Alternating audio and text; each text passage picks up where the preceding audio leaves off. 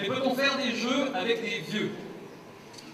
C'est la question qui taraude l'équipe suivante. En effet, les jeux avec des vieux, ce sont des jeux pour les vieux. Alors, vous savez, il y a plein de gens du marketing dans le jeu vidéo qui vont vous affirmer que le joueur s'identifie au personnage qu'il joue. Et on peut se poser la question de la véracité de ces affirmations. Bon, quand on regarde un joueur qui incarne un gros guerrier barbare dans World of Warcraft, généralement, le mec qui est derrière le clavier, bon, généralement un petit peu costaud, chevelu, etc. Les muscles sont un peu moins là, un peu plus ça, mais ça peut coller. Bon, ensuite, pour d'autres types de jeux, c'est plus discutable. Bon, il n'y a que les plombiers moustachus qui jouent à Mario. Bon, des fois, à la GDC à San Francisco, j'ai pu voir ça, mais pas souvent.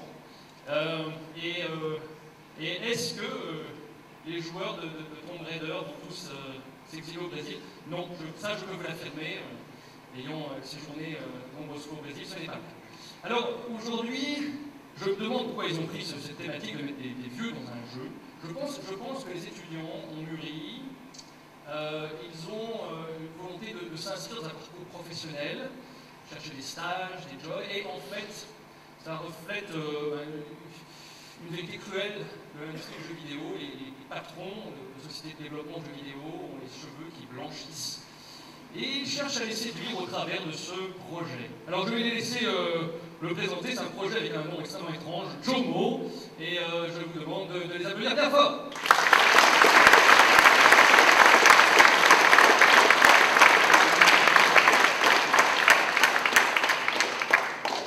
Eh bien, bonjour à tous, donc, je suis Michael Bouillou, donc, le chef de ce projet, Journeys of Biodag. Donc, comme l'a dit Olivier, le nom est un peu barbare, ça a donné tout de suite ce raccourci, ce surnom-là à notre équipe et à notre projet, donc Jomo. Jomo, c'est avant tout une histoire. C'est donc l'histoire d'une société dans laquelle un vaccin a été découvert contre la vieillesse par une mystérieuse firme qui s'appelle la Phoenix Corporation. Devant l'euphorie de cette découverte, tous les gouvernements s'empressent de soutenir la Phoenix Corporation et donc transforment tous les hospices du monde en centres de vaccination. Ils rendent bien sûr ça obligatoire, donc pas moyen d'y échapper. C'est dans ce contexte qu'on va retrouver Henri, un ancien agent des services secrets, et sa femme Huguette, ici à droite, dans un des hospices de la ville, donc prêt à se faire vacciner. Huguette, grâce à son intuition féminine aiguisée avec l'âge, c'est-à-dire en cherchant les toilettes de l'hospice, va être témoin d'une scène qu'elle n'aurait jamais dû voir. Elle aperçoit au loin des petits vieux ayant déjà pris le vaccin et apparemment mal en point chargés dans un mystérieux camion aux couleurs de la firme. Elle décide alors de s'échapper et Henri la suit pour la protéger, mais leur fuite ne passe pas inaperçue et les employés de la Phoenix Corporation se lancent à leur poursuite. C'est donc ici que le joueur intervient. Vous, joueurs, vous incarnez Henri, donc c'est le fameux agent secret, retraité, qui va donc devoir protéger sa femme Huguette tout au long de leur périple, qui va les mener, donc, qui va donc les mener jusqu'en périphérie de leur ville pour rejoindre leur maison afin de préparer un long voyage qui va leur permettre de rétablir la vérité sur ce vaccin et d'ouvrir les yeux au monde sur sa vraie nature. Qu'est-ce qui vous attend? Ce sont des hordes d'ennemis. Tout d'abord, des médecins, des chirurgiens qui vont se lancer à votre poursuite, tous les employés de la Phoenix Corporation avec leurs grosses seringues. Et ensuite, vous allez apprendre la terrible vérité sur le vaccin, c'est que tous nos petits vieux se transforment petit à petit en zombies. Donc vous allez affronter les petits vieux zombies qui crachent, qui éternuent, c'est terrible. Et donc je vais laisser la place à nos game designers, donc Florent Tiberge aux manettes, et Sylvain Vaquet qui va vous expliquer et commenter cette phase de jeu. Merci Michael. Effectivement, nous allons vous présenter donc, le gameplay de notre jeu, Journeys of Biodag, à travers une partie du niveau que nous avons créé. Donc je laisse Florent cliquer sur une nouvelle partie, vous passez l'histoire que vous venez d'avoir à l'intérieur, et enfin vous chargez le jeu.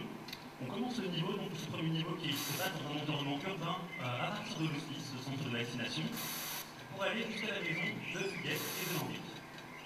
À travers ce niveau, on aura différents points qui correspondront à des zones de checkpoint, des zones de sauvegarde.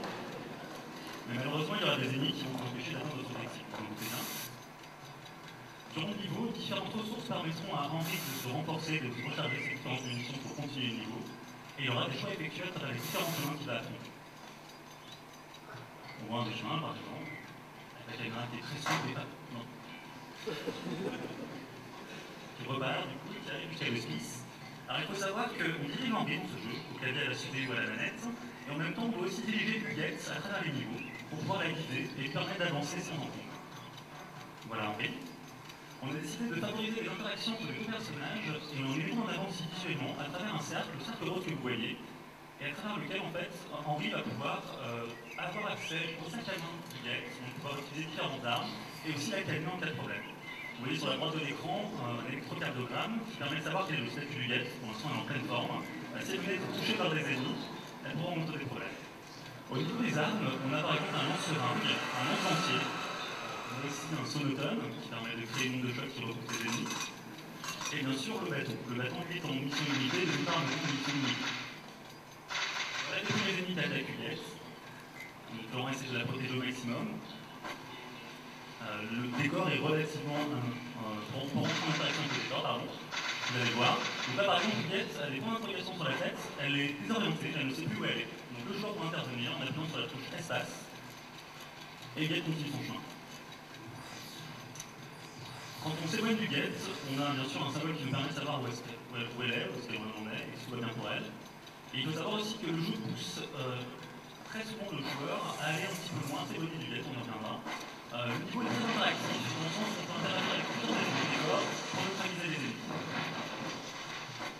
Je vois par exemple au loin un distributeur d'argent vers lequel en fait va devoir se tourner Florent pour pouvoir s'équiper par la suite pour pouvoir récupérer les munitions ou le checkpoint du niveau. Donc ne faites pas ça dans la vraie vie, vous en doutez.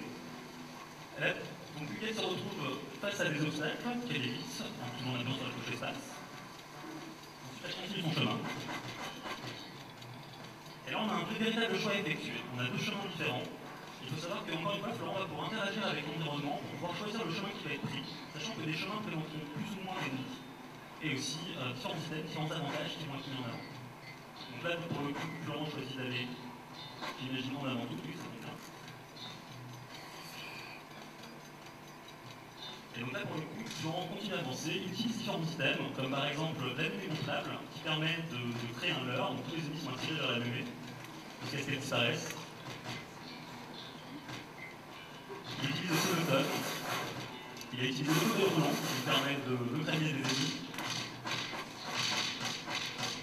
Comme vous voyez, c'est un combat à mort entre les ennemis et entre Henri. Huguette peut se défendre un petit peu, mais bien sûr, c'est une arme beaucoup plus faible qu'Henri. Et là, on voit le statut de l'électrocardiogramme Huguette qui baisse au fur et à mesure parce qu'elle se fait toucher par des ennemis attaqués. J'imagine que Florent, malgré son haut niveau de jeu, va la laisser mourir, malheureusement. Alors, je me tourne en syncope. Je vous traîne avec le dessin. Là, Huguette est poursuivie par des ennemis. Elle va finir par être bloquée, tombée en syncope. Allez, Huguette, c'est le moment là. Voilà. Ça y est, tombée en syncope, enfin. Du coup, on a 10 secondes pour la réanimer en appuyant sur la touche espace de manière très rapide, sachant que sur un mesure de faire une chute de syncope, ça va être de plus en plus difficile de la réanimer, il y aura de moins en moins de temps. De nouveau, il est désorienté, donc là, pour l'instant, on peut soit choisir de briser l'objet devant lui, soit changer de voie, pour continuer à avancer. On a choisi aussi de s'arrêter sur des parties du niveau pour permettre d'avoir un petit peu d'animation, un petit peu de monter le climax pour pouvoir rythmer le niveau. Donc là, Florent essaie de défendre au maximum Huguette contre tous ses ennemis, sachant qu'on arrive enfin au premier checkpoint, donc c'est un mausolée adhérite, un véritable hommage qu'on a voulu faire. Et là, Huguette se repose, Florent a accès à la pharmacie pour pouvoir se rééquiper en munitions. Il peut acheter différents items qu'il avait soit déjà racheté ou acheter différents items, et ensuite, une fois ces petits achats effectués, il peut payer. On va en rester là et on va laisser Huguette se reposer son arthrite, vous aurez l'occasion de pouvoir y rejouer par la suite, et je repasse le micro à Michael. Merci beaucoup à tous les deux.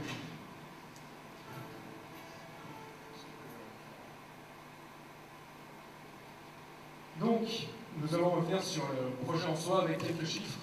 Donc, comme vous l'avez compris, ça a été 13 semaines de dur labeur, de grande implication de la part de toute l'équipe. Donc, pour un projet qu'on avait vraiment à cœur et donc sur lequel on a vraiment planché, pour au final obtenir en moyenne un petit quart d'heure de jeu, disons 14 minutes en moyenne de véritable plaisir. On a aussi 35 testeurs qui sont venus à la mi-projet tester donc justement notre jeu. On remercie encore parce qu'ils nous ont apporté un nombre fabuleux de nouvelles idées, d'améliorations, pointer certaines choses qui n'allaient pas et que nous ne pouvions pas avec le nez dans le guidon. Donc encore une fois, merci à eux. Jomo, c'est aussi 608 mails qui sont passés entre nous, dont à peu près 326 qui n'ont pas été lus. Souvent les miens, qui étaient des romans chaque soir, donc bizarrement.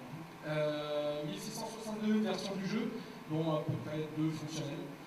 Et 21 020 lignes de code qu'on a bizarrement comptées. Jomo, c'est aussi 2 cartes graphiques qui ont grillé lamentablement pendant le projet. 3 maquettes de Super Meat Boy qui sont nées d'une pauvre feuille de papier. 4 PC qui ont eux aussi grillé malheureusement. Donc c'était un véritable carnage.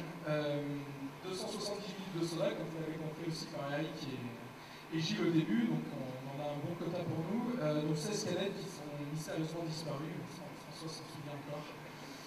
On a aussi découvert, malheureusement, on a beaucoup de bugs dans UNDK qui nous ont beaucoup peiné aussi. Et heureusement, notre projet a été rythmé par un nombre de blagues nulles effarant, 872 à peu près dénombrés. Donc voilà, merci à Pierre. Geoffrey n'était pas mal. Donc voilà. Alors, pour revenir un petit peu sur le projet en lui-même, que serait la suite de Jomo? Eh bien, tout simplement, l'histoire est prévue de se dérouler sur une folle semaine dans laquelle Henri et Huguette vont traverser monts et marées, des jungles, même l'espace, afin d'établir cette vérité sur le vaccin. Donc, au cours de cette semaine, il y aura donc 6 autres niveaux pour chaque jour de la semaine. On a la chance d'avoir une base assez solide, assez saine du jeu qui nous permettrait en 6 mois de production d'arriver à finaliser ce jeu-là. Les plateformes visées sont, elles, assez simples. C'est la distribution dématérialisée, donc à savoir PlayStation Network, Xbox Live Arcade et les plateformes PC telles que Steam. Donc, dorénavant, on vous invite à venir jouer tout à l'heure à l'étage, donc à notre jeu, pour découvrir une mystérieuse personnalité qui se cache dans le jeu à la toute fin du niveau, et qui en fait est une personnalité que vous connaissez tous comme étant une personne assez âgée, et qui a pris ce sérum en question et qui veut vous empêcher donc de l'anéantir. Donc on vous laissera découvrir qui c'est, quelques indices. À vous de découvrir.